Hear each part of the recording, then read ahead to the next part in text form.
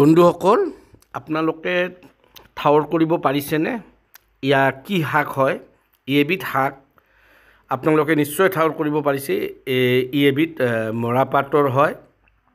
মৰাপাতৰ শাক সম্পৰ্কে আপোনালোকে বিশেষভাৱে অৱগত বা জানে যে এবিধ ঔষধি গুণসম্পন্ন উদ্ভিদ। ঔষধি উদ্ভিদ, ইয়াৰ বিভিন্ন ধৰণৰ উপকাৰ আছে। গাঁৱলীয়াভাৱে আমি সৰুৰে পৰা ইয়াক চাই আহিছোঁ যে ল'ৰা ছোৱালীহঁতৰ যদি পেলু হয়, পেটত কৃমি বা পেলু বুলি কওঁ, যদি হয় ইয়াৰ পানী কি কৰিব লাগে, ৰাতি ইয়াক কিছুমানে শুকাই ৰখা কিছুমান পাত ৰাতি পানীত তিয়াই ৰাখে। এগিলাচ পানী তিয়াই ৰাখি সেই পানীখিনি ৰাতিপুৱা 2-3 দিন সেই কেঁচুৱাটোকে হওক বা ডাঙৰ মানুহকে খোৱাৰ পাছত কি হয়, পেটৰ যিটো আমাৰ পেলুৰ যিটো সমস্যা, সেই সমস্যাখিনি দূৰ হয়। আপোনাৰ জ্বৰ হৈছে, জ্বৰ হ'লেও ইয়াৰ পানীখিনি খুৱাই থাকে।